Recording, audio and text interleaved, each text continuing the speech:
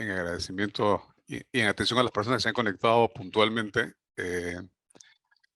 donde iniciar esta 10ª edición de nuestro Arbitration Unplugged. Eh, yo soy José Daniel Amado, soy el presidente de la Corte de Arbitraje del Centro Internacional de Arbitraje de AmCham, Perú, y me gustaría dar la bienvenida a los señores panelistas. Tenemos un panel realmente importante hoy día y discutir un tema además de muchísima actualidad, la problemática de la producción de documentos. Y serán presentados en un momento más Isabel Fernández de la Cuesta, Andrés Jana, Ignacio Suárez Sanzorena, por quien presidirá y moderará este panel, la doctora Carolina de Traseñí, miembro de la Corte de Arbitraje de AmCham y una conocida árbitro también. Me gustaría mencionar brevemente, como solemos hacer en estos eventos, que el Centro Internacional de Arbitraje de AmCham Perú organiza estos eventos en conjunto con un grupo de centros de arbitraje de otros AmChams de Latinoamérica. Se denomina este grupo AmCham Lab o AmCham Latin American Board, y reúne a los centros arbitrales de AmCham, Brasil, Costa Rica, Ecuador, Perú y Venezuela. A todos ellos nuestro agradecimiento y también la bienvenida al evento, y por supuesto igualmente bienvenidos todas las personas que están hoy día sintonizadas. Hay muchísimos webinars hoy en día sobre el tema arbitral y es siempre un gusto y un honor contar con la participación de todos ustedes y con la compañía de todos los participantes. Quería decir de manera muy breve que a nivel de los temas institucionales de AmCham, mencionar que en este momento AmCham Perú está trabajando en una guía de aplicación eficiente de su nuevo reglamento de arbitraje. El nuevo reglamento ha traído una serie de retos, pero también una serie de satisfacciones en el trabajo del Centro Internacional de Arbitraje de AmCham. Y muy pronto escucharán sobre esta guía y su publicación antes de fin de año. También quería mencionar que el día de mañana AmCham será una de las entidades de soporte en el lanzamiento de lo que se denomina Greener Arbitrations, todos estos temas vinculados al cambio climático y a la defensa del ecosistema a través de las distintas actividades, incluyendo, por supuesto, el arbitraje. Quisiera dar la palabra entonces a la doctora Carolina de Traseñí, miembro de la Corte. Me gustaría aprovechar 15 segundos solamente para mencionar que Carolina, aparte de ser una reconocida jurista que brilla con luz propia, es hija de Fernando de Traseñí Granda, que es un gran jurista peruano, importantísimo en lo que es el desarrollo del arbitraje en el Perú y autor de diversos libros de consulta permanente para todos nosotros, quienes hemos crecido con sus lecciones y sus conocimientos. De manera que no quería dejar de pasar esta oportunidad sin hacer un reconocimiento especial al padre de Carolina. Pero regresando entonces al tema, en materia, quería entonces agradecerles nuevamente, darles la bienvenida, como dije al comienzo, y dejar la moderación y la presidencia de este panel a la doctora Carolina Traseñí. Carolina. Muchas gracias, José Daniel, por la introducción y por las lindas palabras hacia mi padre. Es siempre un gusto escuchar, un orgullo escuchar de su legado, y es un gusto moderar este evento en representación de AmCham. A manera de introducción, la producción de documentos es uno de los temas más controversiales arbitraje internacional, ¿no? De un lado, no cabe duda que el derecho a la prueba es un elemento esencial de la justicia, que puede dar incluso lugar a la anulación, ¿no? El argumento de si el tribunal no hubiera denegado mi pedido de producción de documentos, podría haber probado mi caso, ¿no? Y a la vez, no hay posiblemente mayor nexo entre los costos de un arbitraje y lo que se refiere a la producción de pruebas, ¿no? Que puede dar lugar a un desperdicio de recursos, en tiempo, dinero y eficiencia. Para los sistemas de derecho civil como Perú, la regla general es que las partes presentan los documentos sobre los que quieren sustentar su caso, ¿no? No están permitidas hacer las llamadas expediciones de pesca o búsquedas exhaustivas, y tampoco obligadas a revelar documentos que pueden dañar su posición.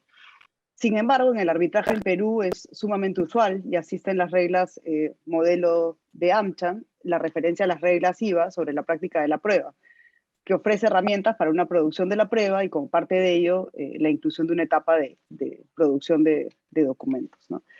En el arbitraje y sobre todo en la experiencia internacional hay un compromiso, ¿no? El propio prólogo de las reglas IVA señala que su objeto es proporcionar a las partes y a los árbitros un proceso eficiente, económico y equitativo, ¿no? Y toma así elementos tanto del sistema anglosajón como del sistema civil, ¿no?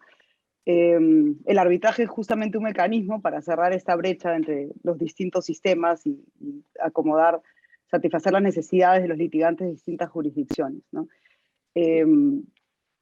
No hay una talla única en la producción de documentos y por eso es tan interesante y relevante el tema que hoy tenemos, ¿no?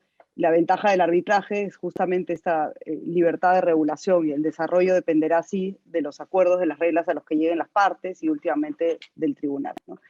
Con esta breve introducción abrimos el conversatorio que lo que pretende es introducir este tema desde el punto de vista de distintos y reconocidos profesionales, teniendo en cuenta su relevancia para obtener un laudo ejecutable y por tanto, que es un tema de especial interés para las partes, ¿no? Nuestros panelistas invitados de hoy son Isabel Fernández de la Cuesta. Isabel es socia del área de arbitraje internacional de King & Spalding, cuenta con más de 20 años de experiencia patrocinando compañías en las distintas etapas de controversias internacionales complejas, contra compañías estatales y estados o privadas. Andrés Jana, socio fundador de Bofil y Álvarez Jana en Santiago de Chile, líder del área de prácticas y litigios, de litigios y arbitraje de dicha firma. Andrés es chair del grupo 2 de arbitraje de UNCITRAL y vicepresidente de la CCI, y profesor de la Universidad de Chile. Y finalmente contamos con la participación de Ignacio Suárez de Anzorena, árbitro independiente después de haber sido muchos años socio en Clifford Chance. Ignacio ha representado a privados y estatales en más de 100 disputas internacionales, incluyendo arbitrajes comerciales y de inversión, y actuando como coárbitro, presidente y mediador en un sinnúmero de tribunales arbitrales. Estoy segura que en base a la experiencia casuística de este panel surgirán temas sumamente interesantes relacionados con la procedencia de la producción de pruebas, los tiempos, y cómo sobre todo en su experiencia han manejado estos temas en sus distintos roles de partes y árbitros, ¿no? Empezamos con Isabel. Isabel, ¿qué se entiende por producción de documentos y cómo en tu experiencia funciona la producción de documentos en el arbitraje?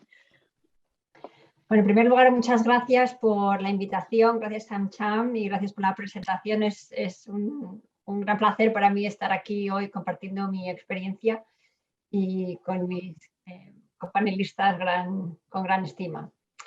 En respuesta a tu pregunta, cuando hablamos de producción de documentos, lo primero que tenemos que analizar es qué es producción. Producción en español no quiere decir presentación, que es lo que se entiende normalmente en inglés por producción o por production. Cuando hablamos de producción de documentos, es un anglicismo mal traducido. De lo que estamos hablando es de aportar, exhibir, compartir documentos con la otra parte con la contraparte, que no forman parte del proceso arbitral, sino que se entregan como parte de una fase de prueba, para que la otra parte los pueda utilizar exclusivamente en el proceso como prueba si es que encuentra algo relevante para su defensa entre esos documentos. Entonces, si me permites una pequeño corte, Isabel, ¿cuál sería entonces la diferencia entre la producción de documentos y el discovery en el sistema anglosajón? A ver, la entrega de documentos a la otra parte, la presentación de documentos a la otra parte y el discovery son similares en que parten de una petición de una parte a la otra parte tiene una obligación de buscar tales documentos y entregar a la parte que los pidió los documentos relevantes. La gran diferencia es que, por lo menos en teoría, en el arbitraje internacional, la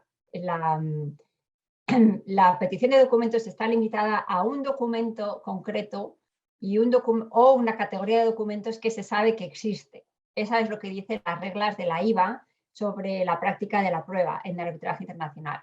Mientras que el discovery en Estados Unidos es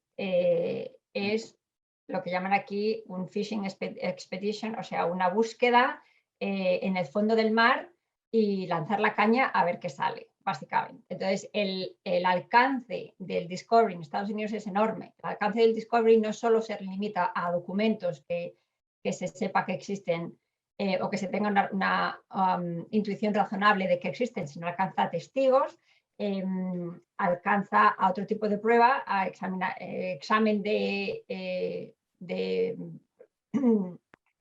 edificios, lugares físicos, etcétera, etcétera. Entonces, el discovery en Estados Unidos es mucho más amplio, hay unas reglas mucho más establecidas, además, sobre lo que se puede pedir, cómo se pide, es mucho más formalista que la presentación de documentos en el arbitraje internacional, y además es mucho más caro. ¿Te parece que sería entonces más asimilable o se encontraría más cercana a la exhibición de documentos en el sistema civil o es más bien un punto medio? Pues es un punto medio, porque en el sistema de derecho civil en general, como has dicho en la introducción, la prueba se limita a la prueba que, como regla, a la prueba a la que cada parte ha obtenido y posee para sustentar su caso. Y existen casos como exhibición de cuentas o inspecciones de edificios o de lugares físicos en los que sí que se comparte prueba de la otra parte, pero como regla general no existe esa obligación de presentar documentos que sean perjudiciales para el caso. Hay un artículo muy interesante, y ahora no me acuerdo del autor, sobre la similitud entre el arbitraje internacional y la práctica judicial de derecho inglés. Y el artículo está en Kluwer, si no me acuerdo mal, y relata, y recomiendo a todos los participantes hoy que lo lean, porque relata las comparaciones más allá de la fase documental, de cómo se practica la prueba desde el punto de vista no solo de los documentos, sino también de los testigos, en el sistema judicial inglés, y cómo eso se ha trasladado casi exactamente igual al sistema del arbitraje internacional. Es muy, muy interesante. Interesante. Pasando a Ignacio, ¿cuándo se debería discutir, teniendo clara la definición de lo que es la producción de la prueba, cuándo se debería discutir la necesidad de incorporar una etapa de producción de documentos en el arbitraje?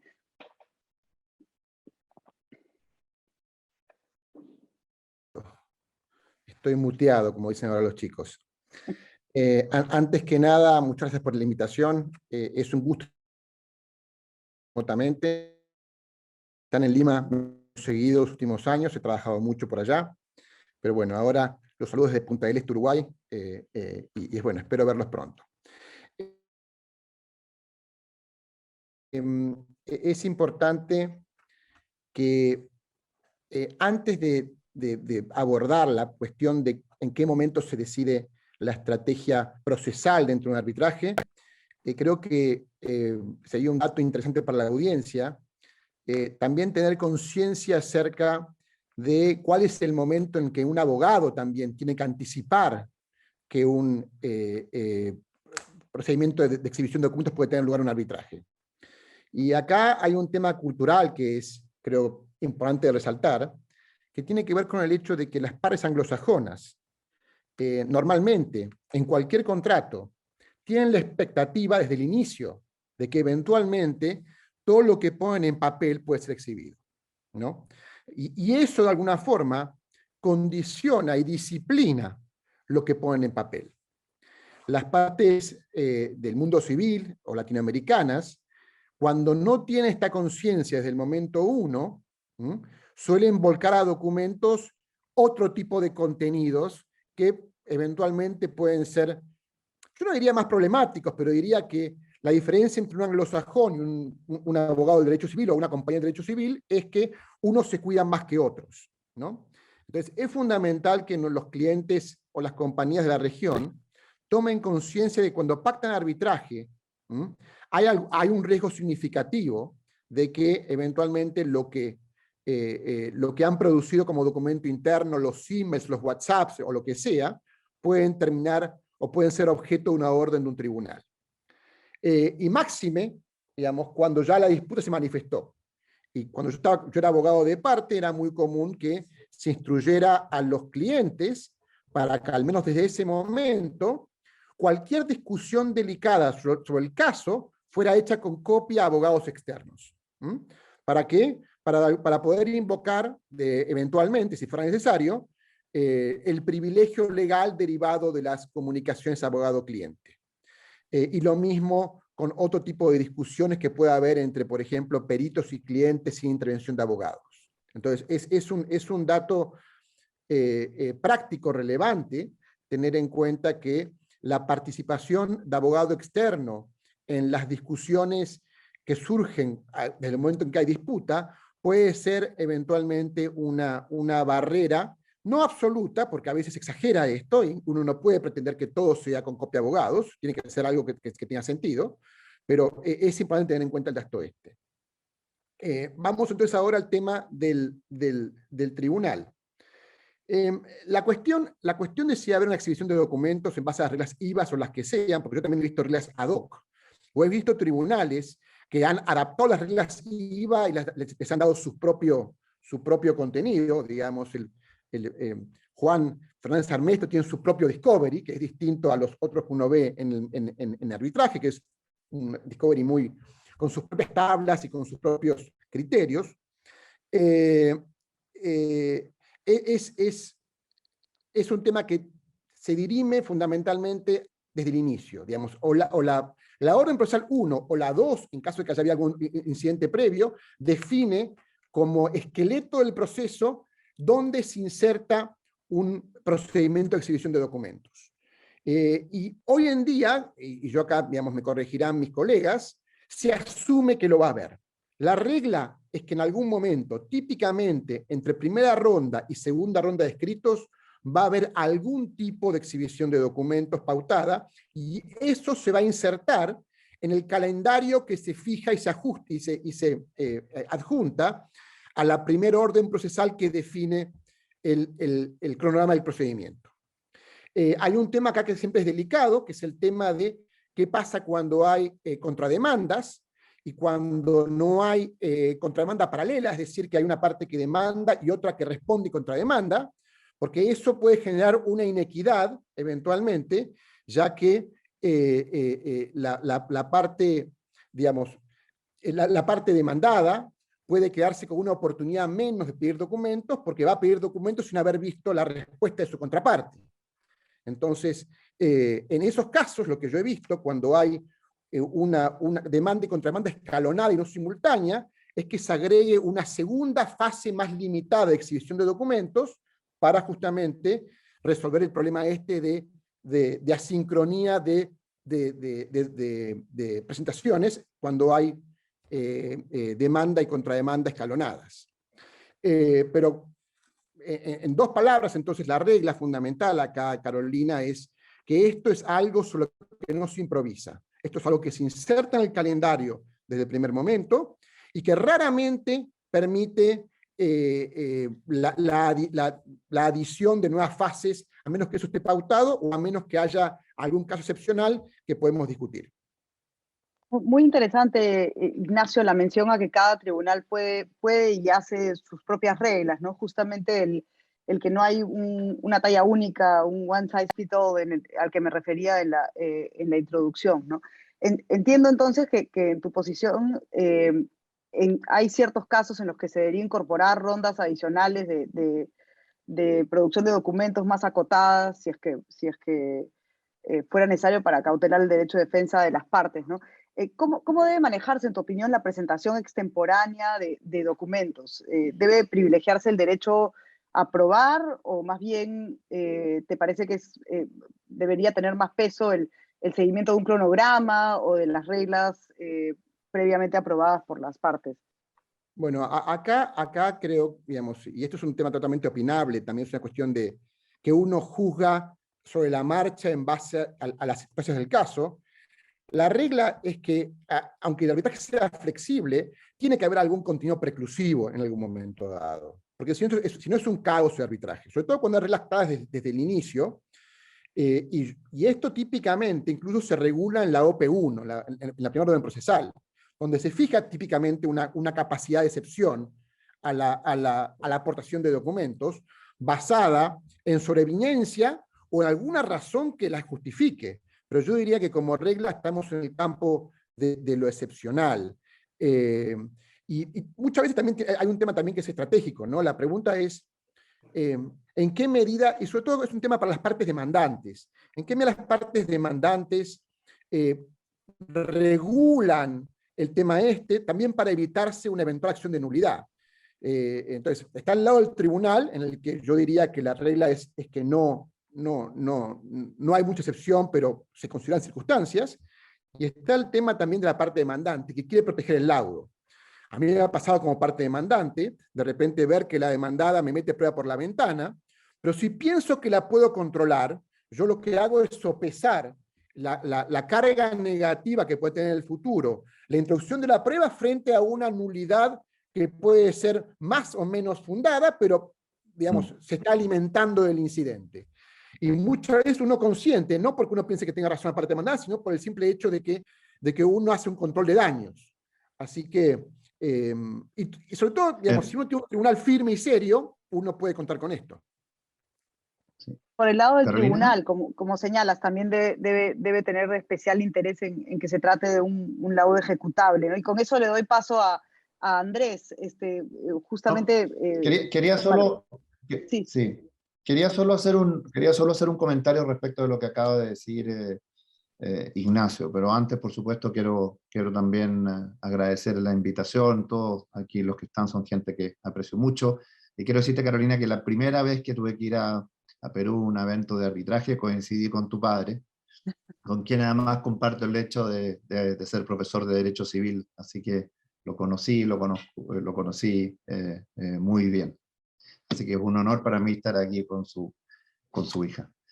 Gracias. No, lo que quería decir es que es difícil aquí nuevamente establecer, como tú decías, reglas rígidas, ¿no? Al final, lo que tiene el arbitraje, ¿no es cierto? La gracia que tiene el arbitraje es que te ofrece un procedimiento flexible, pero al final, al tribunal lo que le interesa, ¿no es cierto?, es poder tener la mayor cantidad de hechos relevantes para, la mayor cantidad de evidencia relevante para poder emitir su decisión.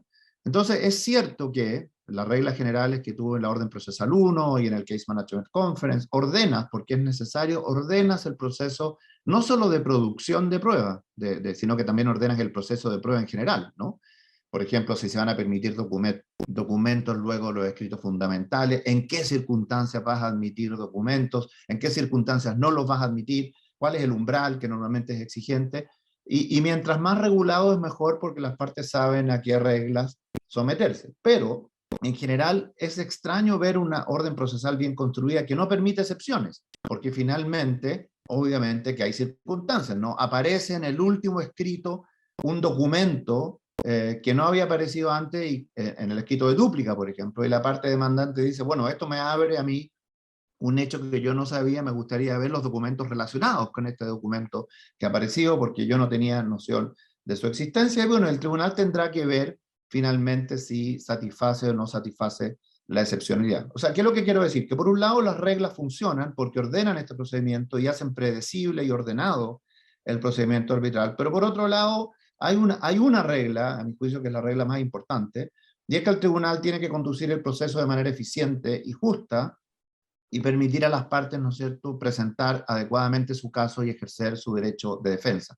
Y de lo que estamos hablando es de evidencia, o sea, va al corazón de las cuestiones, ¿no es cierto?, de la capacidad de presentar un derecho de defensa. Es decir, vuelvo a lo mismo, las reglas son muy importantes porque, como decía Ignacio, le establecen orden y hace que las partes puedan organizar el procedimiento, pero uno no puede excluir que circunstancias sobrevinientes, uno podría decir incluso excepcionales, justifiquen, ¿no es cierto?, la incorporación tardía o adicional o solicitudes adicionales de prueba. Al final, eso es lo que va a darle robustez a la ejecutabilidad del laudo.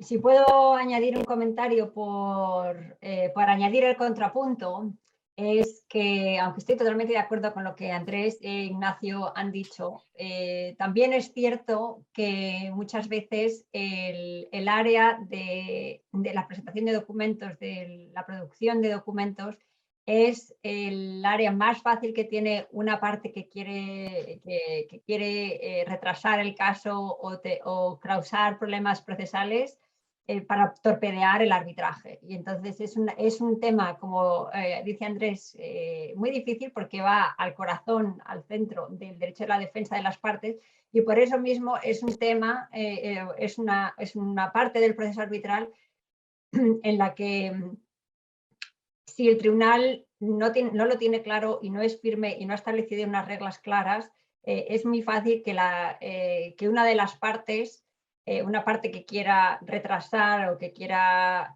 causar costos, que quiera llevar a la otra parte a negociar, por ejemplo, a que se termine el proceso arbitral, cause muchos problemas, competiciones extemporáneas, competiciones que son muy amplias, y si el tribunal no tiene cuidado, no lee bien las peticiones y no tiene una mano firme, puede causarle mucho perjuicio a la contraparte, que es el sujeto receptor de esa petición de documentos extemporánea o excesivamente amplia o muy costosa o formulada impropiamente, etc. Yo diría, si me permitís, Carolina, que Sí, dale, gracias. lo que es producción de prueba y documentos es donde uno ve qué tan bueno es el tribunal, generalmente, y qué tan bueno es el presidente del tribunal. Porque, digamos, laudos buenos uno ve de todos los colores, hay mejores y peores, pero digamos, es una tarea más bien intelectual la elaboración del laudo. Pero la administración de la prueba, el uso del criterio, digamos, en inglés se llama judgment, es decir, el conocer las peticiones de las partes, lo que han dicho, y saber hasta dónde abrir la canilla, en una dirección o en otra, dónde cerrar la ventana, dónde abrir la puerta, y cómo administrar esto para que sea eficiente y no sea nulo, es donde uno ve la muñeca del tribunal, ¿no? La capacidad del tribunal de navegar el arbitraje, sobre todo cuando, como dice Isabel, hay una parte boicoteadora, una parte que trata de permanentemente plantar banderas de eventuales nulidades. Pero yo diría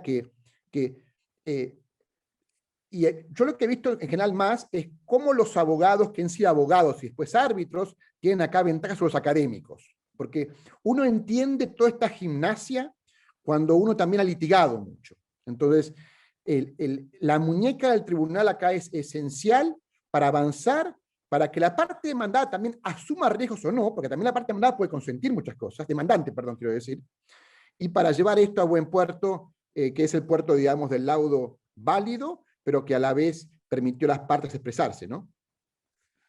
Sí. Excelente, Carolina, excelente. Sí. quiero hacer un último punto al respecto de lo que he escuchado. Yo creo que al final, como en muchas otras cosas en arbitraje, no hay que olvidar cuáles son los principios y las reglas básicas. Y en ese sentido, lo que uno le muestra la experiencia, tanto como árbitro o litigante, es que las órdenes procesales o la orden procesal número 1 es la que te permite realmente ordenar el procedimiento, ¿no es cierto?, hacia adelante.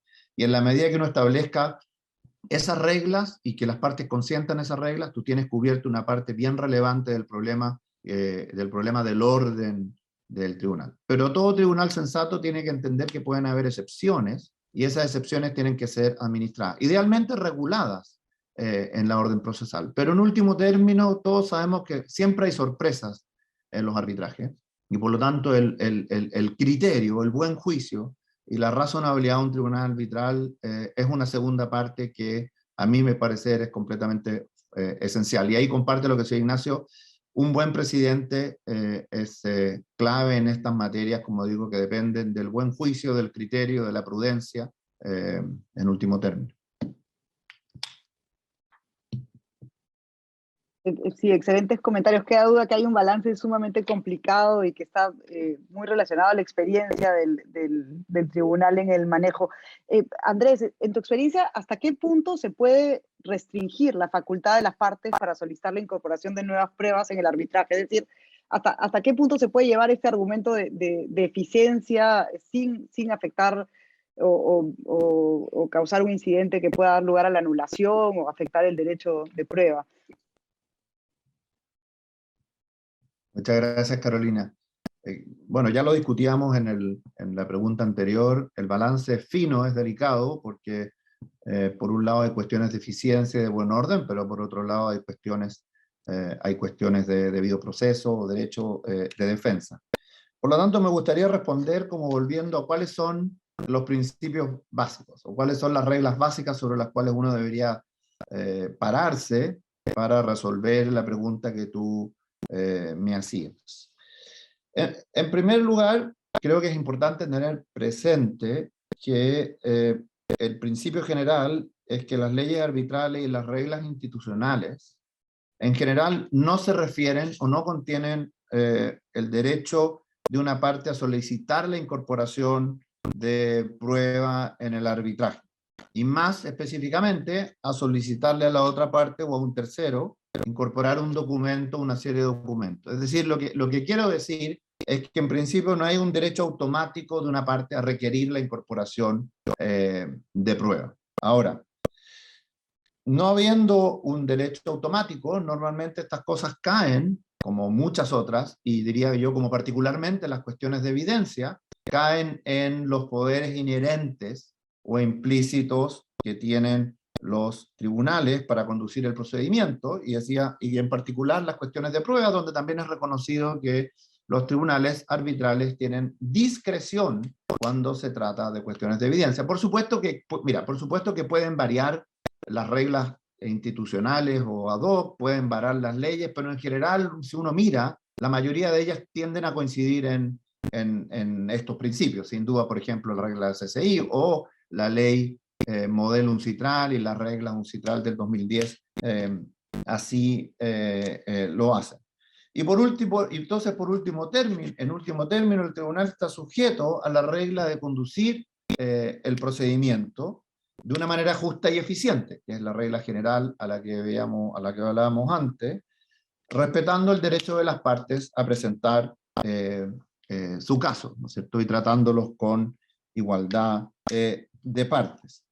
Por lo tanto, ahora, todo esto funciona salvo que exista un acuerdo de las partes, y es muy posible que las partes se pongan de acuerdo o establezcan, ¿no es cierto?, ciertas limitaciones a decidir de qué manera se incorpora o de qué manera se restringe su facultad. Entonces, para volver al inicio de tu pregunta, antes de eso quería decir que incluso, fíjate que en las reglas UNCITRAL de arbitraje expedito que acabamos de determinar, y yo siempre la cito porque soy el chair, entonces como que me gusta referirme a ella, pero es porque soy el chair de ese grupo, se estableció un artículo explícito que le da al tribunal la facultad de no dar producción de documentos. Dice que el tribunal arbitral podrá, atendiendo las circunstancias, por tratarse de un arbitraje expedito, no autorizar la producción de documentos. Probablemente no necesitaba decirlo, pero se sintió que era útil hacer una referencia explícita, precisamente para evitar cuestiones posiblemente el día de mañana de alguna disputa sobre debido proceso.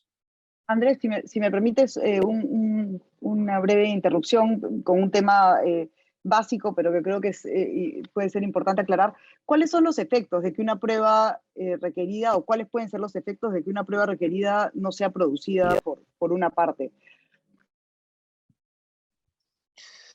Bueno, es una buena pregunta y con la cual y que siempre genera mucho debate, ¿no es cierto?, tanto entre las partes y también le duele le da muchos dolores de cabeza al tribunal, ¿no?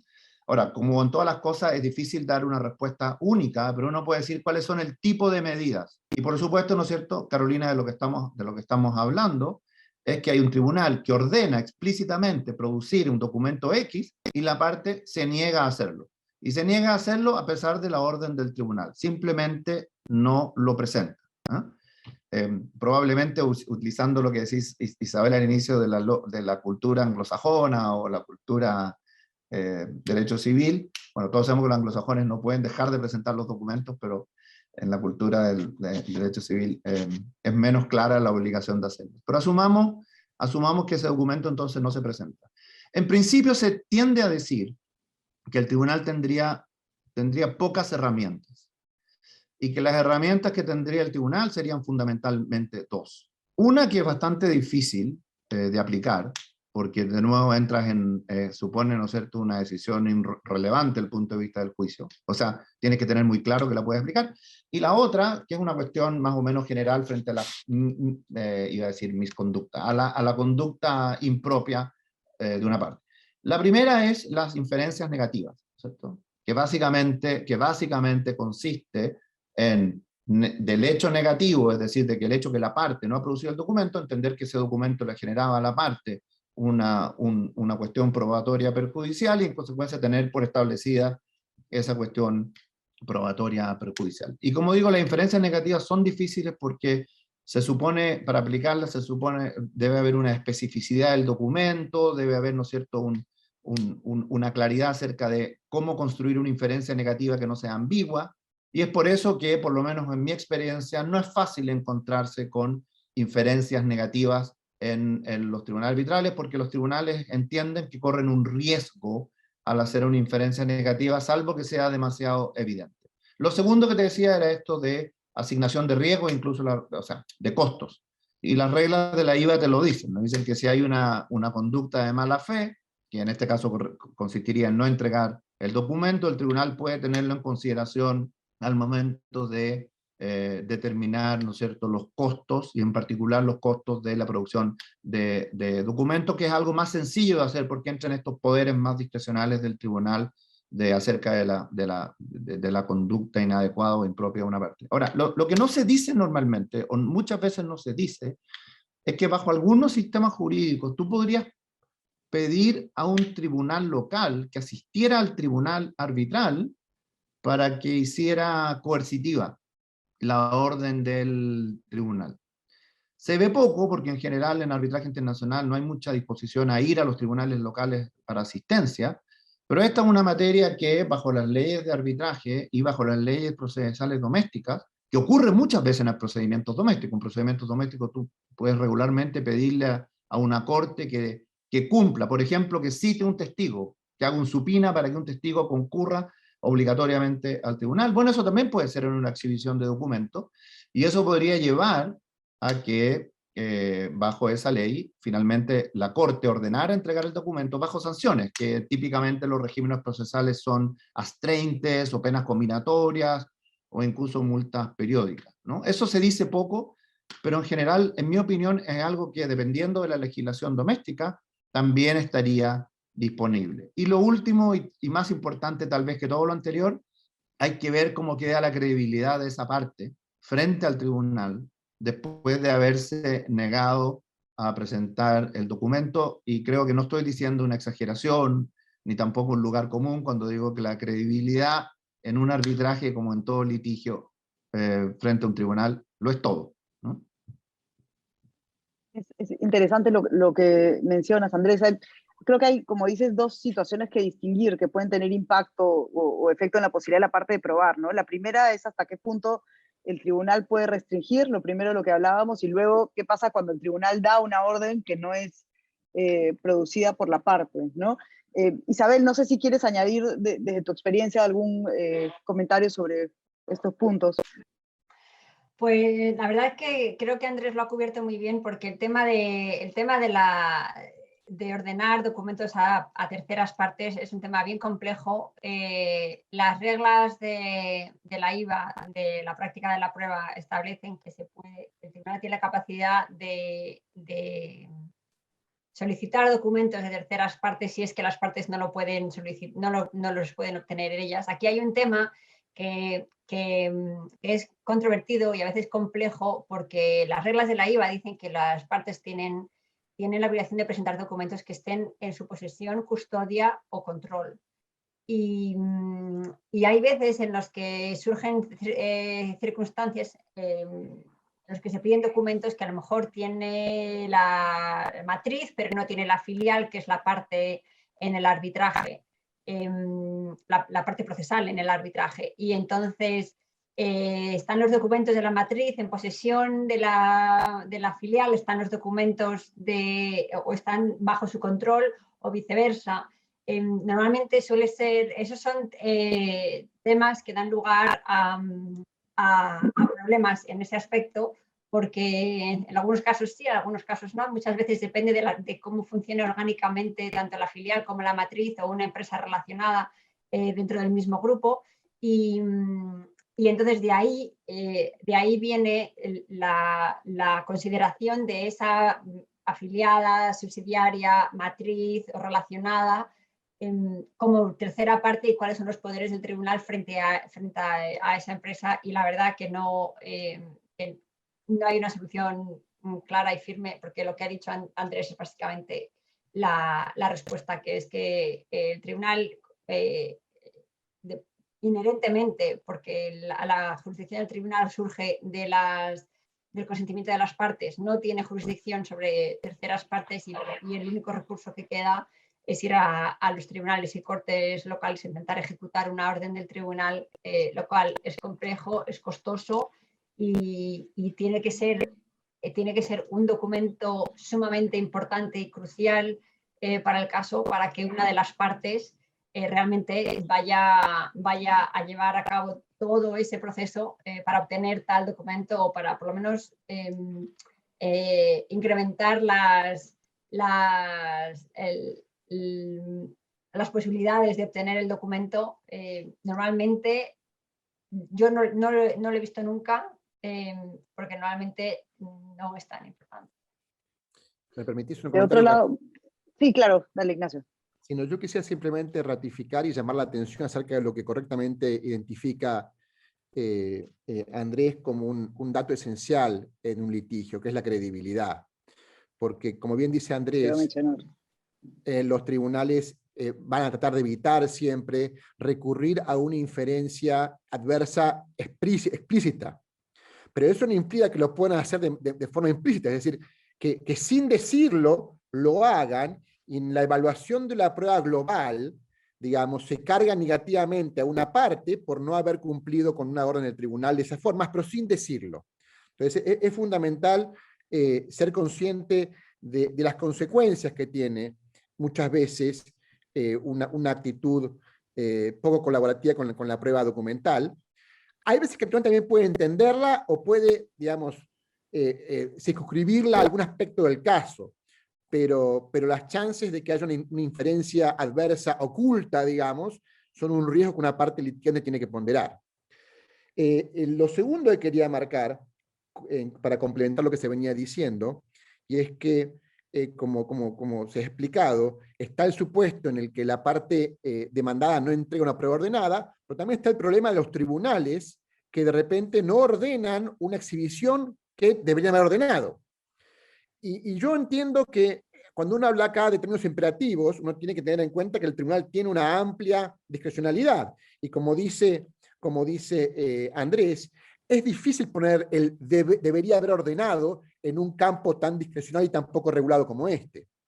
Pero yo he visto algún caso en el que, por ejemplo, solamente una parte tenía acceso a esa prueba, y la otra parte perdió por no cumplir con su carga probatoria, porque la otra parte nunca entregó documentos de obra esenciales que eran claramente relevantes para evaluar los dichos de ambas partes. Y yo sé de una nulidad que está en trámite por eso, eventualmente. Entonces, digamos, no conozco el resultado todavía, porque creo que está pendiente, pero el punto que les quiero marcar es que, aunque normalmente esto que pertenece a una órbita discrecional, digamos, yo diría, no generaría una acción de nulidad, hay una tendencia o hay alguna mayor preocupación acerca de esto, y a mí no me extrañaría que empezaran a haber algún tipo de nulidades derivadas de esto en algunas jurisdicciones. Y lo otro también que quería marcar es una tendencia a algunos tribunales a solamente habilitar la exhibición de documentos que implique descargar la prueba, la carga de la prueba de la parte solicitante. Es decir, no habilitar documentos para probar o desprobar la carga de la prueba de la contraparte. Yo ya lo he visto ya en varios casos. Esto tiene que ver con un criterio también de eficiencia, es decir, tratar de limitar la exhibición a que cada uno pida lo que uno precisa para probar su caso y no para desprobar el caso del contrario. Creo que es una regla que en general es sana, pero a veces creo que también en algunos casos, cuando la evidencia puede ser puntual o un documento puede ser puntual, habría que también habilitar prueba, más que nada para testear la consistencia documental de la contraparte. Porque aunque el caso se centra en la carga de la prueba de uno, puede ser un dato relevante en algunas circunstancias, la credibilidad de la contraparte. Con lo cual, digamos, yo diría que esta es una regla que yo considero razonable en general, pero no considero que deba aplicarse siempre y en todo caso. Carolina. Sí, claro. Me permitiría hacer dos comentarios solamente que me vinieron a la cabeza a lo que ha dicho recientemente Ignacio, y que creo que es útil para quienes nos están escuchando. En general, se entiende que la decisión del tribunal de no ordenar el disclosure o la producción de un documento no es per se una razón para una anulación del laudo o un no reconocimiento del laudo. Esa es como la regla, relativamente, yo diría, relativamente establecida.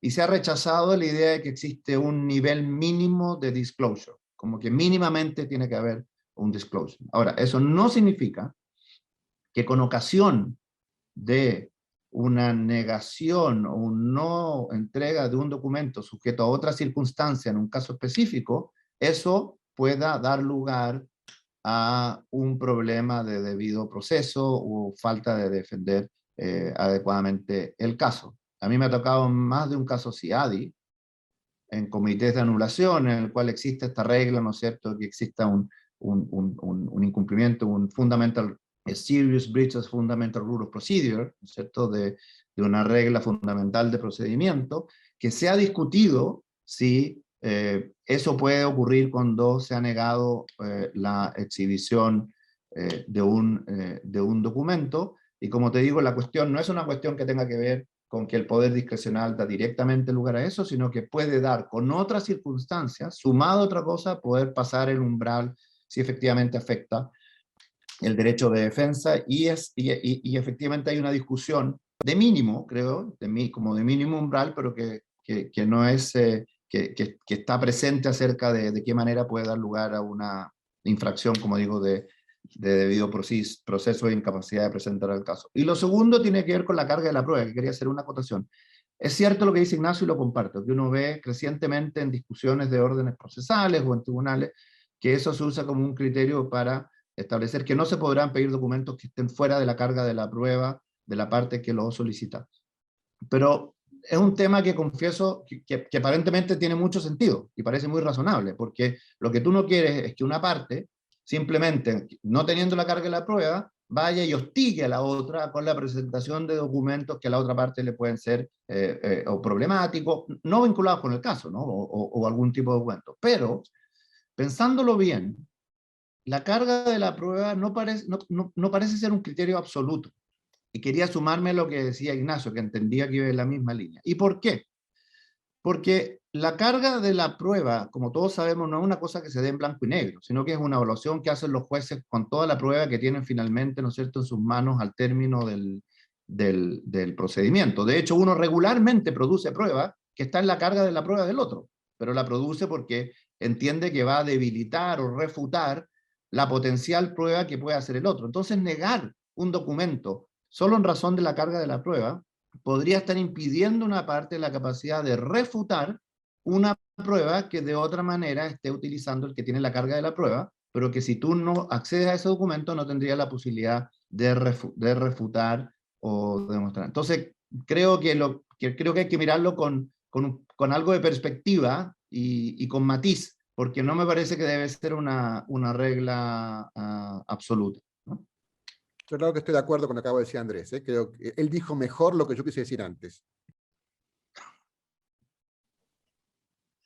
¿Qué piensan, yo cambiando ligeramente el tema, pero qué piensan de la producción de documentos antes que se formule la demanda? Andrés, no sé si tú quieres empezar comentando sobre eso. Lo puedo decir muy brevemente. No hay ninguna regla que impida que una parte vaya y le pida a la otra que presente documentos antes que se presente la demanda en el arbitraje. Pero creo que lo dijo Ignacio. Acá siempre hay que hacer un balance entre el derecho de pedir documentos y la defensa, y me tocó esa discusión hace muy poco, en que una parte quería producción de documentos antes que se presentara la demanda, y el argumento era que precisamente para poder presentar su demanda y el otro su defensa, creo que era el demandado. El demandado decía que para poder presentar su defensa necesitaba conocer antes, ¿no es cierto?, los documentos. Y al final lo que ocurre con eso es que no hay que perder de vista que la producción de documentos puede ser muy disruptiva y puede consumir mucho tiempo del tribunal y de las partes. Por lo tanto, creo que en términos de eficiencia, el orden, tener un cierto orden establecido, tiene mérito. Y en eso quiero decir que para mí, el hecho, siempre a veces se critica la práctica del arbitraje como que las partes tienden a seguir, los árbitros a ojos cerrados, lo que otros hacen y se establecen en costumbres o en prácticas. Pero la verdad que hay buenas razones para eso, porque las prácticas se desarrollan a partir, ¿no es cierto?, de la reiteración, como la costumbre, de que diferentes partes en diferentes lugares del mundo entiendan que es una cosa que hace sentido. Entonces, el hecho que el Redfern o la producción de documentos esté al medio, es decir, después del primer intercambio de escritos y antes del segundo, tiene buenas razones. No está ahí por casualidad, no porque a alguien se le ocurrió y los demás siguieron a ojos cerrados. Es porque tiene sentido que luego de conocer las posiciones de las partes, sus documentos fundamentales, eventualmente pruebas periciales, la primera ronda de testigos, tú entiendas más afinadamente qué hay que pedir. No hay que olvidar que parte del test generalmente aceptado de la producción de documentos es materialidad o relevancia de lo que uno está pidiendo. Entonces tiene que haber algún canon para el tribunal, algo contra que contrastar eso. Si tú lo pides muy tempranamente, me parece a mí que lo que te pasa es que te van a terminar faltando herramientas y por lo tanto puede ser ineficiente y luego tener que repetirlo. Entonces, para mí, creo que de nuevo, siguiendo la práctica procesal, salvo razones muy particulares, de nuevo lo que tú decías, Carolina, que aquí no hay una respuesta única ni una talla única, puede haber que circunstancias del caso justifiquen en un caso particular, excepcional, que se deba haber una etapa a lo mejor más limitada antes de presentar la demanda, a lo mejor frente a un tema específico, con un contenido determinado. Pero la idea de una etapa de producción, tal cual la hemos venido discutiendo en esta llamada, me parece que en principio hace sentido que sea en el lugar en el que usualmente se incluye. Yo lo que quiero marcar al respecto es que... bueno. Perdón, Isabel. Por favor. Yo quería compartir una experiencia que tuve en un caso en el que me ocurrió exactamente lo que ha dicho Andrés. Una de las partes dijo, mi contraparte dijo, yo necesito documentos antes de que la demandante, a quien yo representaba, presente su memorial porque yo necesito ir preparando mi caso y entender, necesito documentos después de que presente el memorial, pero antes de presentar yo mi respuesta, porque me hacen falta documentos de la otra parte para presentar, presentar mi memorial y defenderme frente a las alegaciones. ¿Qué ocurrió? El tribunal, sobre nuestra objeción, otorgó esa fase de producción documental, que además fue unilateral, de la demandada a la demandante, y no fue recíproca. Y cuando la demandada presentó su escrito, a continuación tuvimos una segunda fase de presentación de intercambio de documentos entre las partes, que era la fase establecida en el calendario procesal, como dice Andrés, normal y corriente de toda la vida, de la práctica del arbitraje internacional. Y al final lo que ocurrió fue que la demandada tuvo 2 oportunidades de obtener documentos de la demandante, y la demandante solo tuvo una oportunidad de obtener documentos de la demandada. Y la verdad que fue una situación, bueno, como representante de la demandante, en mi opinión, bastante injusta y poco deseable. Si me permitís un comentario rápido, Carolina, yo creo que hemos llegado donde hemos llegado por una especie de darwinismo procesal, ¿no? Es decir, las prácticas se han impuesto no solamente porque son las más eficientes, sino también por su uso, y han ido mejorando con el tiempo. Esto no ha sido simplemente una imposición cultural, como alguien dice, que, digamos, que hemos adoptado prácticas del common law. Si uno revisa las reglas de la IVA y lo que está pasando en la práctica en general, hay bastante mezcla. Sí, hay una impronta importante, sobre todo de lo que ha sido la contribución en el mundo de arbitraje internacional, que ha sido más fuerte en el mundo anglosajón antes que en el mundo del derecho civil, salvo Francia probablemente, pero lo que usamos y lo que recomendamos son prácticas homologadas y utilizadas por 30, ya 25, 30 años, es decir, no es algo que no esté testeado. Y como dice bien Andrés, hay siempre lugar para excepciones, porque justamente la gracia de esto es que uno pone gente en la que uno confía para que maneje el proceso de la forma que sea más eficiente y más ajustada a las necesidades del caso. Y la necesidad de poner o la regla de poner esta fase entre las 2 rondas de escritos no es solamente una cuestión de que esto permite a las partes saber qué pedir, sino que también el tribunal, si no ve medianamente sustanciados los argumentos, no puede decidir cómo está anclada la solicitud con lo que está dicho. Entonces, tampoco puede haber un juicio de procedencia si uno no ve la referencia concreta a posiciones de las partes medianamente desarrolladas. Yo también lo que quería marcar, que esto es tan ad hoc, aunque uno vea las prácticas establecidas, que yo he tenido más de un caso, como abogado y como árbitro ya, en donde hemos hecho cosas creativas, digamos. En un caso en que yo he sido árbitro, por ejemplo, las partes, yo les recomendé a las partes que durante 20 días intercambiaran documentos a discreción hasta que todas estén conformes. Lo hicieron cooperando.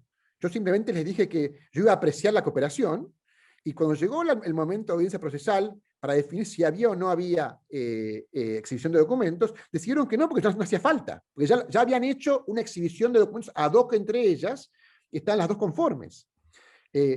Todo esto también depende de qué tan contencioso es el caso, de cuántos puntos fácticos hay por discutir, porque hay muchas disputas que son 95% de derecho y no son de hecho. Entonces, en esos casos hay mayor capacidad del tribunal para ser creativo y para de alguna forma administrar este tema de una forma que sea más informal o más eficiente. Así que no hay un talle para todo el mundo acá, y a la larga, entre las partes de un tribunal, digamos, con la autoridad, típicamente el tema este se lleva adelante bastante razonablemente. En la línea de lo que mencionas de la creatividad, hay aquí una pregunta interesante en el chat. Señala, por lo general todo contrato nace de la buena fe entre las partes, hasta que por cualquier circunstancia hay un conflicto. Y la pregunta es, si en ese contexto sería conveniente que exista una suerte de banco de pruebas manejado por un tercero elegido por los contratantes que almacene o controle la documentación relevante, para que puedan las partes acudir a ello en el marco de un eventual litigio. ¿Qué pensarían de esa posibilidad? Bueno, así yo me voy a lanzar a la piscina, alberca, pileta o término equivalente, para decir que me parece poco realista y poco factible, porque primero tienes que determinar cuál es la documentación relevante, quién lo ordena, dónde va, cuándo se hace eso en el proceso, y cómo beneficia a las partes. Las partes van a acatar esa orden. Me parece que añadiría mucha complejidad a un proceso y daría mucho lugar a batallas procesales que serían innecesarias. Y además, como decía Ignacio, hay muchos casos en los que las disputas fácticas son pequeñas, de manera que aunque es una idea creativa siguiendo la idea darwinista de Ignacio, es creativa y podría funcionar, me parece que en la práctica no es viable. Si me permitís un dato más ahí.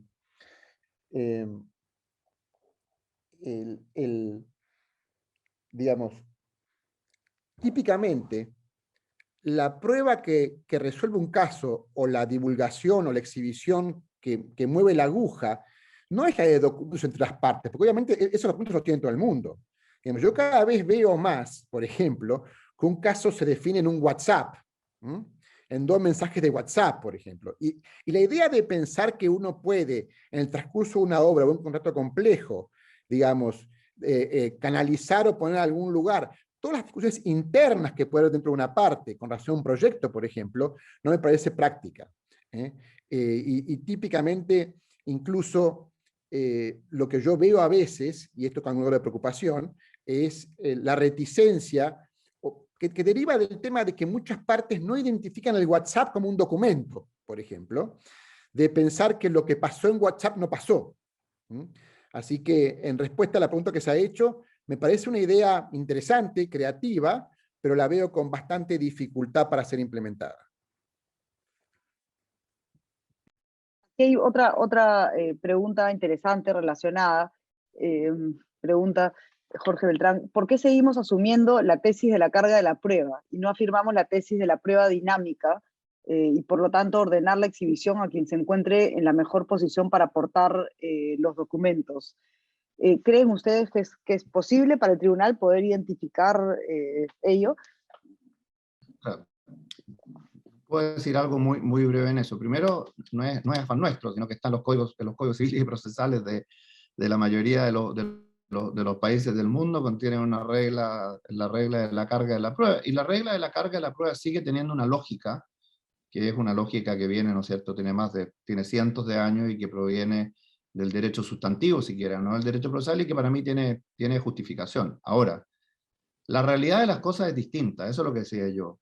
Uno normalmente en el arbitraje con lo que se encuentra es que ambas partes, yo no conozco a nadie que haya dicho no voy a presentar prueba porque la prueba la tiene el otro y la carga de la prueba es de él. Entonces lo que voy a hacer es que me voy a guardar mis mejores documentos porque en el fondo el problema es de él y no mío. Eso es absurdo. Lo que ocurre, especialmente, diría yo, mi experiencia en todo litigio, no solo en arbitraje, es que uno aporta los mejores antecedentes que tiene, independientemente de quién tenga o no tenga la carga de la prueba. Lo que ocurre es que luego el tribunal, cuando tiene que fallar el caso, es el tribunal el que tiene que llegar, ¿no es cierto?, a la conclusión, si no hay prueba suficiente, de quién tenía la carga de la prueba. Pero para mí, parecido a otros procesos legales, un proceso que hace el tribunal una vez que tiene que emitir su fallo. Ahora, hay algunas cuestiones en las cuales para la decisión durante el transcurso del proceso, la carga de la prueba puede tener relevancia, como la que estamos viendo. Pero en general, mi experiencia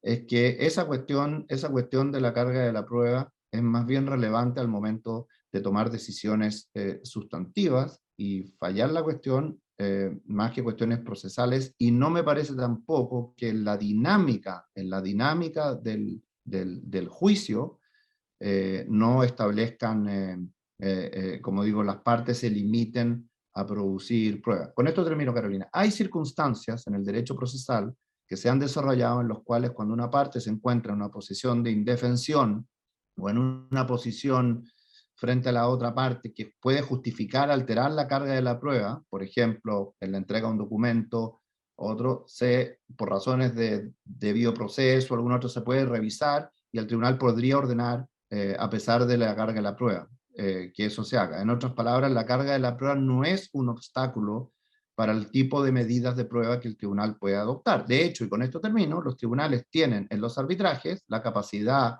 de oficio, ¿no es cierto?, de básicamente ordenar la prueba que ellos estimen. Y esto tiene que ver con el hecho que el tribunal arbitral, en los procesos arbitrales comerciales, y no comerciales también, se entiende como una entidad que tiene que hacer un fact-finding. O sea, el tribunal tiene un peso en la búsqueda de, un peso propio en la búsqueda de la evidencia. Yo añadiría a esto simplemente que el proceso arbitral no es un proceso inquisitivo o acusatorio en el que el tribunal tenga la capacidad de ordenar a las partes a quien se encuentren la mejor posición para aportar los documentos, sino que es un proceso que surge del consentimiento de las partes y es un proceso en el que las partes gobiernan, por decirlo de alguna manera, el proceso. Entonces, en ese sentido, estoy de acuerdo con Andrés que la carga de la prueba cumple con su función. Dicho esto, es cierto que yo he tenido casos en los que en el contexto de la presentación de documentos y el intercambio de documentos entre las partes, el tribunal no ha otorgado, sino que ha denegado documentos porque la presentación de documentos a la otra parte, porque la otra parte tendría que tener tales documentos, de manera que salvo que tenga una razón legítima, como por ejemplo que se quemó el archivo o que la política de retención de documentos ha expirado y son documentos antiguos de hace 20 años que ya no existen y tal, los tribunales sí que han dicho, bueno, usted tendría que tener estos documentos, no los tiene, la otra parte los tiene, le obligo a presentarlos o simplemente, o al contrario, usted no tiene una razón legítima para no tener copia de estos documentos que debería tener y por lo tanto le deniego la prueba, le deniego la solicitud de petición de documentos.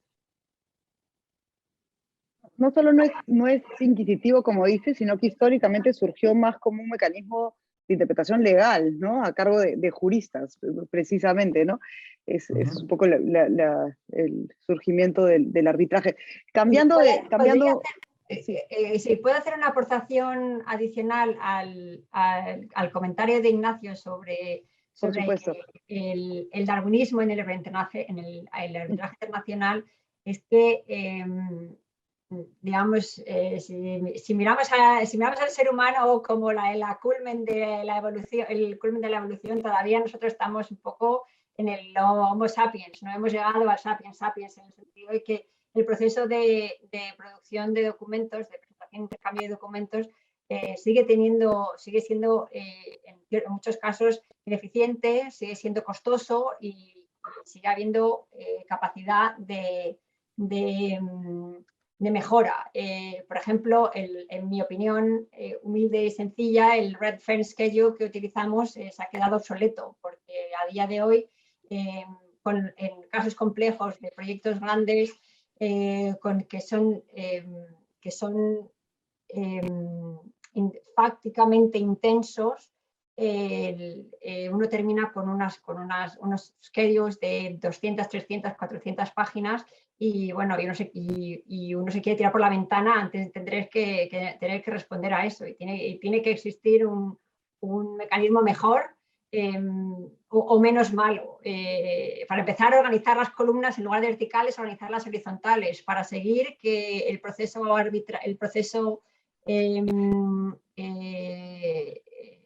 un proceso muy reglamentado en el que no existe negociación entre las partes, por ejemplo, lo cual sí existe en el Discovery americano, que es muchísimo más amplio. Entonces, aquí es un proceso en el que las partes se lanzan la pelota entre ellas y luego va al tribunal, en lugar de intentar negociar un alcance, un scope que sea relativamente razonable y manejar el tema entre ellas. O sea, creo que se pueden hacer cosas mejor, o por lo menos se pueden intentar, a ver si dentro del darwinismo muere o mejora la raza.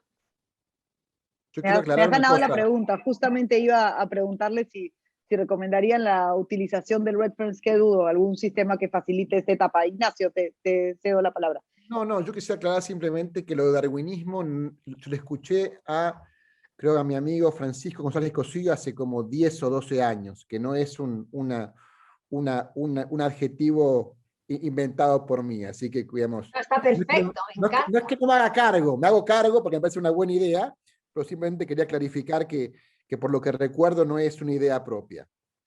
Sí, yo tengo mis dudas con la expresión darwinismo, le iba a decir, pero ahora que sé que no es de Ignacio, sino que es un tercero, me siento un poco más cohibido, porque es de Francisco, pero me lo puedo guardar si quieres, Carolina, me lo guardo para el final, contra nuestros comentarios finales, y no interrumpo tu conducta. Como Creo que la teoría como evolutiva es muy limitadamente aplicable a un proceso. Bueno.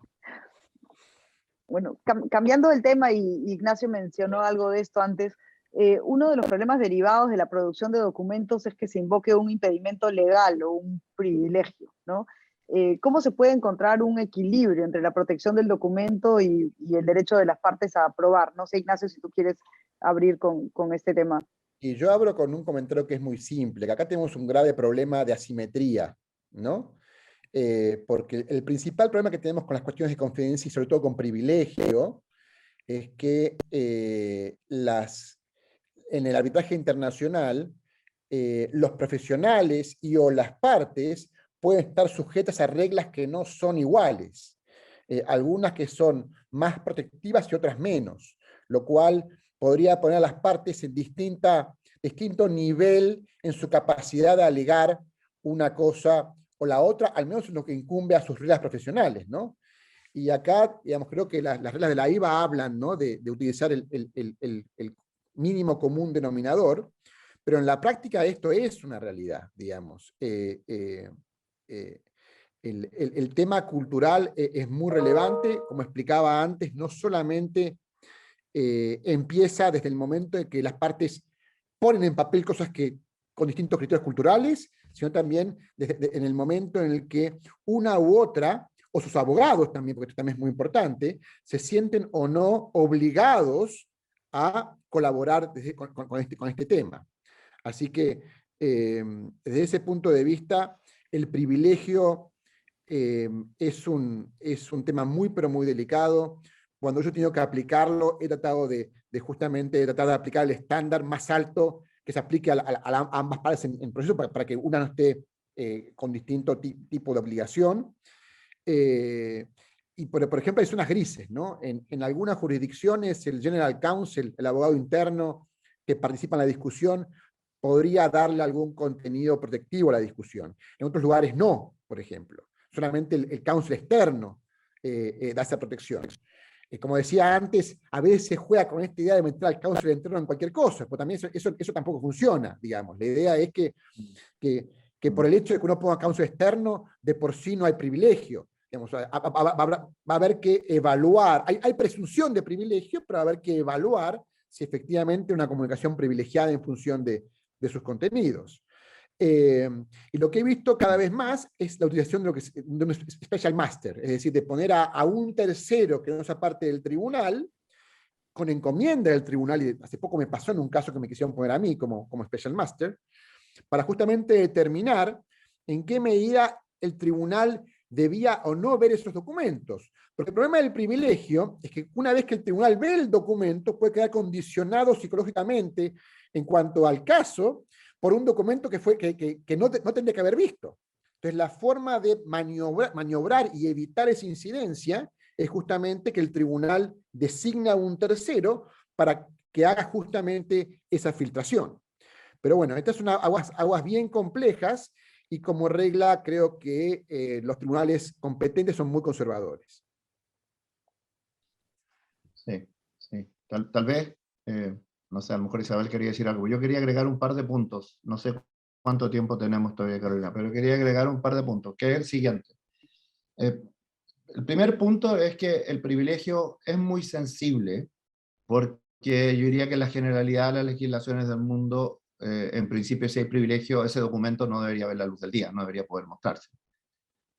Y por lo tanto uno está entrando a cuestiones que son, digámoslo así, no solo sensibles, sino que están íntimamente vinculadas con consecuencias que pueden impactar seriamente no solamente impactar el arbitraje en sí, sino que al final la práctica, quedémonos con el privilegio abogado, ¿no? La práctica legal, ¿no? La manera en que se lleva a cabo, y lo decía Ignacio al inicio de la presentación, de la práctica legal.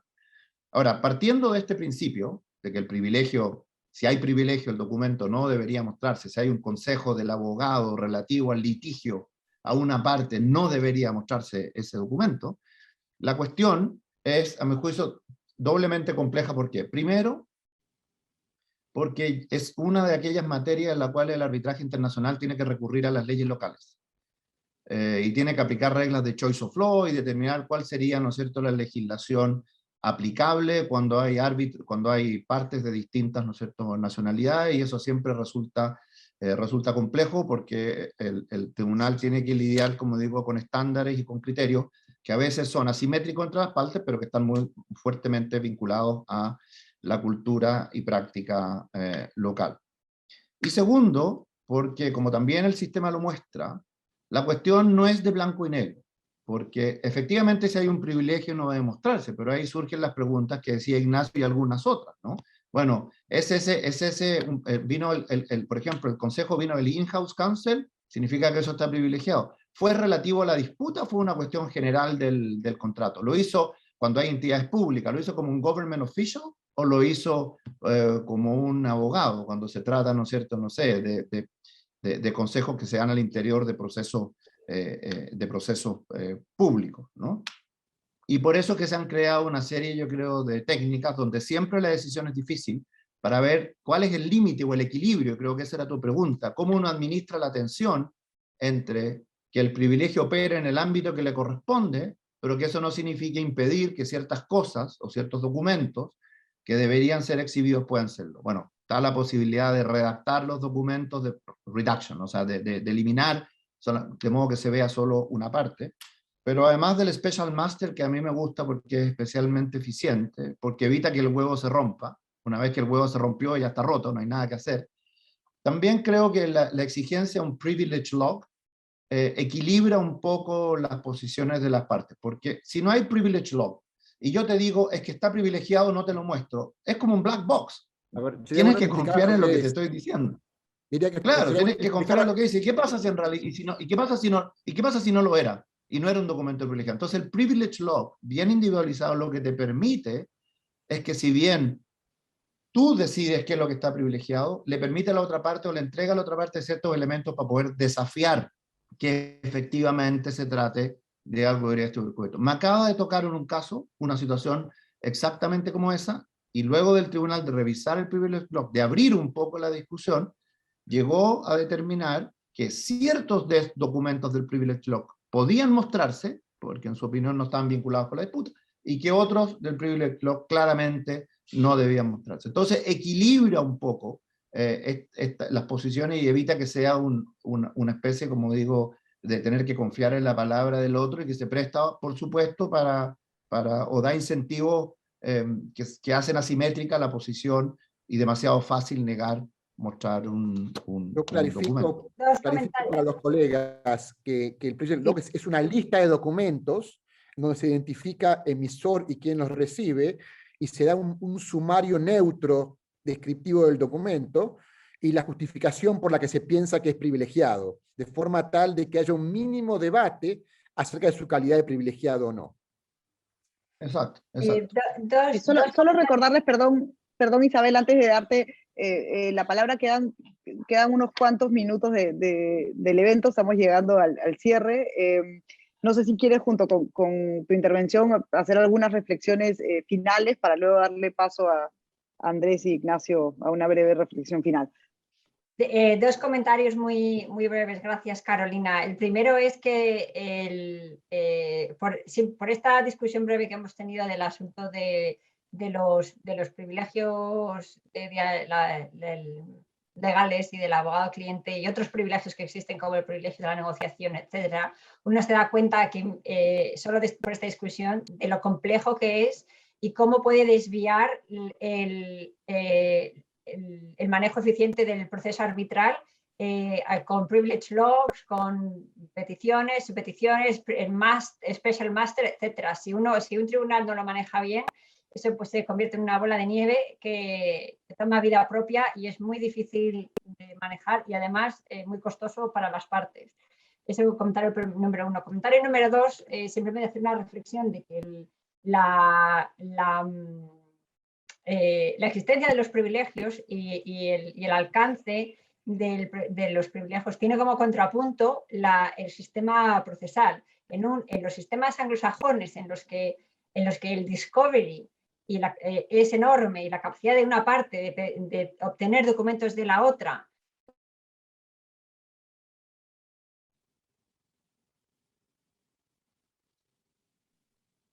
Creo que Isabel se congeló.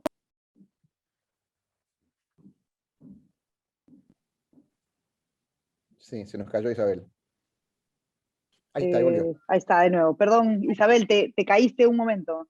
Sí, perdón, no sé qué ha ocurrido. Simplemente terminar la reflexión es que las reglas de privilegio existen como contrapunto a las reglas procesales y la capacidad de obtener documentos en un proceso en los tribunales y cortes locales de la otra parte. En el sistema anglosajón, americano especialmente, en el que esa capacidad de obtener documentos es muy amplia, el privilegio también es muy amplio, porque es la única manera de proteger ciertos documentos confidenciales o especialmente sensibles de las manos de una contraparte. Sin embargo, en los sistemas de derecho continental o de derecho civil, en las que el derecho de obtener documentos de la otra parte es muy limitado o nulo, no existe tal necesidad de proteger tanto los documentos porque es muy poco probable que vayan a llegar a manos de la otra parte. Y con eso simplemente, como reflexión final, este es un tema muy complejo y es un tema muy interesante y simplemente dar las gracias a ti, Carolina, por moderar este debate tan interesante, a mis copanelistas por sus reflexiones tan interesantes y a Chan, por supuesto, por la invitación. Gracias a ti, Isabel, por acompañarnos. Andrés, Ignacio, no sé si quieren decir unas palabras finales. Andrés. ¿Quieres ser el último en hablar? No, bueno, entonces, yo encantado, te dejo ser el último. Una palabra, no, así te quedas con la última palabra a ti, tú. Como decía... Oye, beauty before age, adelante. No, yo quería decir que los árbitros que yo más he admirado, estando en un tribunal o como abogado de parte, son aquellos que tienen criterio, digamos, que tienen buen juicio para manejar los temas de prueba, especialmente para manejar los temas de producción de documentos. Es donde uno verdaderamente ve la experiencia. Y es el ámbito en el donde uno ve la distinción o la clara diferencia entre los que verdaderamente saben lo que hacen y los que están aprendiendo.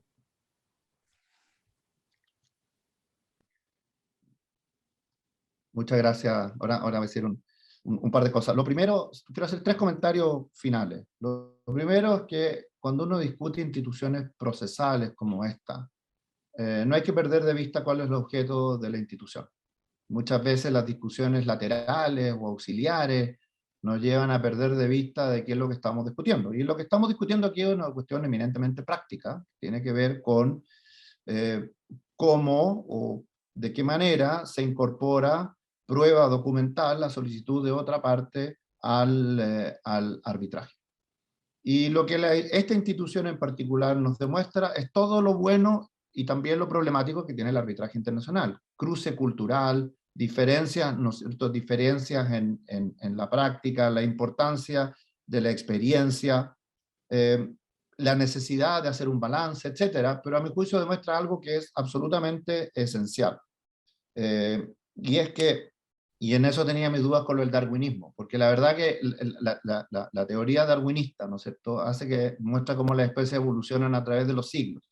Pero la verdad es que el arbitraje internacional es tan flexible y plástico que es que evoluciona todos los días, ¿no es cierto? Entonces sería una especie de teoría darwinista, pero tan radical, pero que además en las cuales las otras especies siguen sobreviviendo, porque tampoco hay un modelo, como decía bien Carolina al inicio. Entonces, el modelo se mejora, pero tampoco desaparecen los otros, porque al final depende también de las necesidades del tipo de caso, como decía Isabel. Un complejo arbitraje y construcción no es lo mismo que un arbitraje expedito, que pueden requerir cero producción de documentos. Entonces, al final, esta flexibilidad y capacidad de adaptarse al arbitraje, de nuevo, para resolver una cuestión eminentemente práctica. Ahora, al resolver esta cuestión eminentemente práctica, como ocurre en el arbitraje, creo que hay una fórmula y me quiero tomar de lo que dijo Ignacio. Al final, el arbitraje se reduce, la conducción del arbitraje, en lo procesal digo, se reduce a un adecuado balance entre la eficiencia, por una parte, y por otro lado, en fairness o justicia, ¿no es cierto?, y el respeto a la igualdad de las partes y la capacidad de presentar su caso.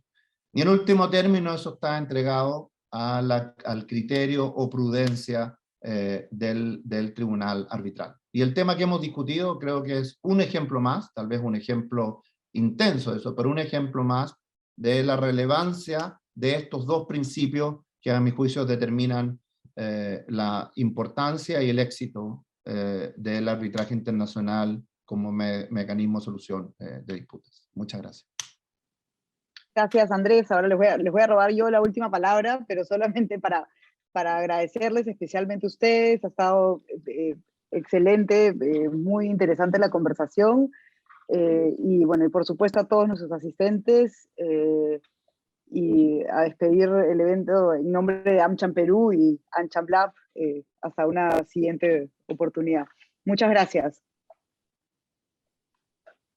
Muchas gracias a toda AmCham, a ustedes y especialmente a los copanelistas. Un gusto enorme poder compartir con ellos. La verdad que estuvo muy interesante. Un abrazo grande, igualmente. que estén muy bien. Se espera en Punta del Este.